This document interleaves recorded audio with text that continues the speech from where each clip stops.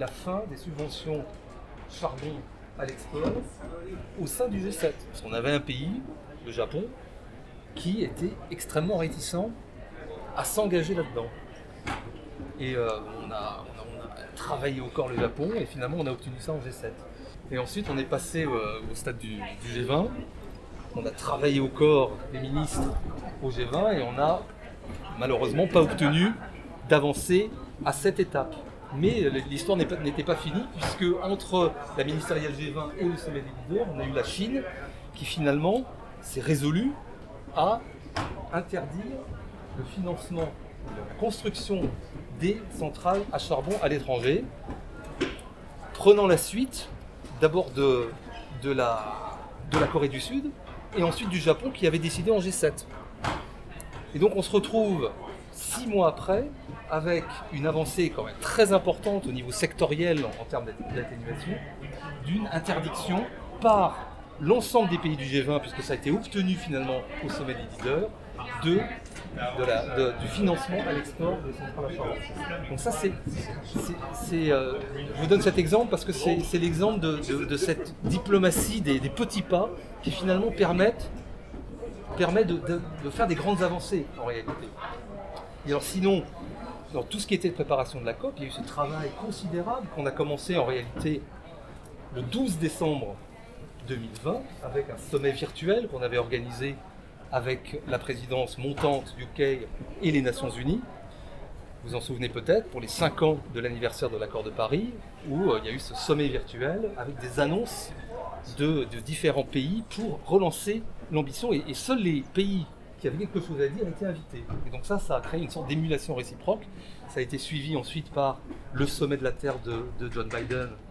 Enfin, je parle du sommet de la Terre parce que c'était le sommet climat le jour de la Terre, le 22 avril, qu'il a organisé pour aussi continuer sur l'ambition. Et on a eu comme ça un relèvement de l'ambition des grands émetteurs, d'abord du G7 justement, nous, l'Union européenne, moins 55% d'émissions de gaz à effet de serre par rapport à 1990 à l'horizon 2030, alors qu'avant on était à moins 40, exactement. C'est bien.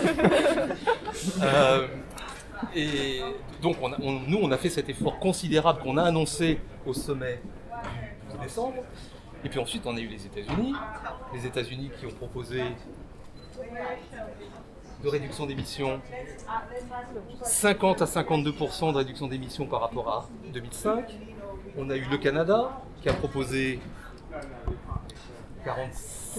40 à 46% de réduction d'émissions de mémoire par rapport à 2005. Le Japon qui a proposé 46% de réduction d'émissions par rapport à 2005, etc., etc. Donc le G7 était vraiment en ordre de bataille. Et ensuite du côté du G20, alors là c'est plus mitigé. On a quand même la Chine qui a fait de nombreuses annonces qu'elle a finalement consignées dans une CDN, la contribution déterminée au niveau national en début de COP. On a l'Afrique du Sud, pays, un grand émetteur parce que faisant partie du G20, qui lui aussi a fait déposé une CDN très importante. Donc on a toute cette dynamique qui a été enclenchée et qui en fait s'est réalisée avant la COP, mais dans la perspective de la COP. D'autres choses aussi qui se sont enclenchées avant la COP, c'était toute la question du financement. Puisque vous savez que nous avons promis, nous, pays développés, de verser ou de mobiliser 100 milliards de dollars par an à partir de 2020 jusqu'en 2025. Et nous n'y sommes pas, puisque nous avons actuellement, nous sommes en 2019, on n'a pas les chiffres de 2020 encore, mais nous sommes à 80, grosso modo 80 milliards de dollars. Et donc là, il y a eu un travail aussi énorme de persuasion des différents bailleurs pour essayer d'augmenter leur contribution pour la finance climat. Et là, on est dans une dynamique positive. Certes, on n'a pas atteint les 100 milliards en 2019, ni en 2020, ni en 2021, mais on espère s'en approcher significativement en 2022 et les dépasser largement en 23, 24, 25. Voilà, donc il y a tout ce travail qui est fait avant la COP. Et après, il y a la COP elle-même. Et la COP elle-même, c'est ce pourquoi les négociateurs sont payés, c'est-à-dire de faire des décisions qui soient des décisions... D'abord, il y a ce qu'on appelle la décision chapeau, qui donne un peu la tonalité politique degré d'ambition qui est accepté par l'ensemble des parties. Parce que rappelons-nous que les COP du climat, c'est au consensus. On n'est pas à l'Assemblée Générale des Nations Unies. L'Assemblée Générale des Nations Unies, on vote une résolution, et une majorité, il n'y a pas de majorité. Au Conseil de sécurité, on n'est que 15. Là, pareil, on vote. S'il y a 9 voix qui sont positives, c'est bon, sauf s'il y a un veto d'un des membres permanents. Et voilà. Alors qu'ici, il suffit qu'il y en ait un qui ne soit pas d'accord, et on n'a pas d'accord. Pourquoi ? Parce qu'on n'a jamais réussi à s'entendre depuis le tout début des COP sur le règlement intérieur qui prévoyait qu'on pourrait, en cas de non-atteinte du consensus, passer au vote. Et ça, personne ne s'est mis d'accord dessus, donc on continue à fonctionner au consensus. Donc ça veut dire, vous imaginez à quel point c'est difficile d'avancer et de se mettre d'accord sur quelque chose qui va satisfaire les îles Marshall, la Chine, le Malawi, la Corée du Nord et l'Islande. L'Arabie Saoudite. Et l'Arabie Saoudite, et j'en passe. Enfin, bon, comme ça, totalement au hasard. Donc c'est un travail extrêmement compliqué, mais on est là pour ça. Et donc on travaille en ce moment sur ce qu'on appelle la décision chapeau, ou les décisions chapeau des différentes COP. Parce qu'en fait, ici, vous êtes à la COP 26, mais vous êtes aussi à d'autres COP. Vous êtes à quelle COP ? CMA et CMP. CMA, c'est la COP de l'accord de Paris, donc la troisième COP de l'accord de Paris, qu'on appelle CMA. Et puis la CMP, qui est la COP du protocole de Kyoto. En fait, on en a 3. Ça, c'est pour les négociateurs. C'est des questions quiz pour les négociateurs. Et donc, on a décision chapeau sur laquelle on...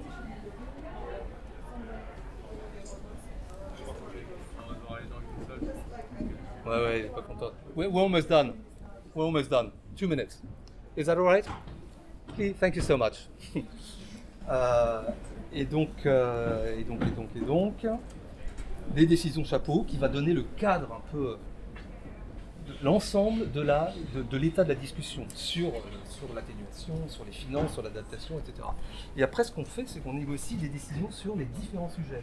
Et en particulier, le fameux rulebook, c'est-à-dire la mise en œuvre de l'accord de Paris. Jusqu'à présent, on a un accord de Paris qui est un peu comme une loi organique dans notre système français, mais ou une grande loi pour laquelle il faut des décrets d'application, si on parle en langage administratif français. Et ces décrets d'application, ce sont des décisions de la COP qui expliquent comment on va mettre en œuvre les différents articles de l'accord de Paris. Pour ça, on a très bien avancé à Katowice, il y a 2 COP. On avait fait l'essentiel du boulot, mais il y avait certains sujets qui restaient malheureusement non résolus, parce que extrêmement compliqués techniquement d'abord, et ensuite politiquement très très sensibles. Et ça, vous les connaissez, j'imagine. Article 6. Article 6, c'est quoi l'article 6 ? C'est Qui peut marché m'expliquer ? carbone. Marché carbone, voilà, avec différents sujets au sein de cet article 6, l'article 6.2 qui concerne... Les mécanismes de marché. Oui, alors les mécanismes de marché, c'est à la fois 6.2, 6.4, mais vous avez raison, c'est sur le 6.2, c'est sur les échanges de réduction d'émissions entre États, pour faire court. Et ensuite, on a le 6.4, qui est le mécanisme de marché qui va être organisé et qui va remplacer le mécanisme prévu par le protocole de Kyoto, le mécanisme de développement propre. Et ensuite, on a l'article 6.8 qui concerne les approches non marchandes, donc avec des échanges d'émissions, mais pas sous un système marchand. Et donc là, on a beaucoup de difficultés. Il y en a 3 grandes difficultés. Est-ce que vous les connaissez ? Le double comptage. Il faut s'assurer qu'on ne va pas compter 2 fois des réductions d'émissions, à la fois dans le pays hôte et dans le pays qui paye pour cette réduction d'émissions. Ensuite, transfert de crédit de du protocole de Kyoto sur l'accord de Paris. Là, on en a pas mal qui traînent et donc nous, on dit il faut surtout pas trop transférer, parce que même pas du tout transférer en réalité, parce que sinon on aura de l'air chaud qui va se balader et ça va mettre en péril l'intégrité environnementale de l'accord. Et puis le dernier point. Alors oui, mais ça c'est aussi un sujet mais qui est cross-cutting sur l'ensemble des sujets. La finance. La finance du fonds d'adaptation, puisque actuellement c'est prévu uniquement au titre de l'article 6.4 de l'accord de Paris, donc ce qu'on avait dit sur les mécanismes de marché.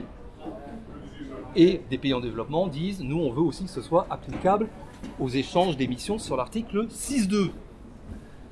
Et en fait, ils veulent ça parce qu'ils veulent du financement pour l'adaptation en réalité. Donc c'est un moyen de l'obtenir. Et donc là, là aussi, il faut qu'on arrive à trouver une landing ground. Est-ce que je peux vous poser une question justement sur 6.4 ? Oui. Merci. Il y a aujourd'hui dans le draft decision text qui est discuté, il y a un supervisory board qui est censé coordonner le mécanisme de plainte. Or, ce qui est demandé par la société civile, c'est d'avoir un organe qui soit indépendant pour que les réparations et le droit à la réparation soient effectifs. Et je sais que vous connaissez déjà les positions de la société civile française sur le sujet et je pense que c'est important de souligner qu'il faut vraiment que dans ce texte, ce soit un mécanisme de plainte indépendant et non pas raccroché à un organe qui fait partie de l'ensemble pour que le mécanisme de réparation soit effectif en fait. Ouais. Est-ce que vous pouvez nous en dire plus peut-être sur la position de l'UE ? Pour l'instant c'est en pleine négo et on n'a pas du tout atterri là-dessus. Mais c'est en effet quelque chose d'important. C'est dans l'hypothèse où il y a un exemple où on décide de faire un projet de reforestation, mais qui met en cause les droits de propriété d'une population locale. Comment cette population locale peut faire appel à une sorte de tribunal international pour avoir ses droits respectés. Donc on est là-dessus. Et c'est pour ça qu'il y a beaucoup d'inclusion de la question des droits humains dans l'article 6 de manière générale.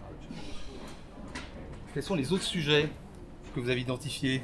Par rapport à la décision Chapeau, on a vu ce matin qu'il y a eu le nouveau texte et qu'il y a une référence aux énergies fossiles, au charbon spécifiquement, et on pense que cette référence risque de partir pendant la semaine, tandis que d'autres sujets entrent à travers les négociations. Qu'est-ce que la France va faire pour défendre la présence des énergies fossiles En effet, c'est un sujet important. On aimerait beaucoup qu'il y ait une mention de la nécessité de transitionner hors des énergies fossiles avec les opportunités que ça peut représenter. Donc ça, c'est quelque chose sur lequel on va travailler avec l'Union européenne, bien sûr, parce que vous savez que la France est au sein de l'Union européenne et négocie par la voie de l'Union européenne dans chacun des sujets.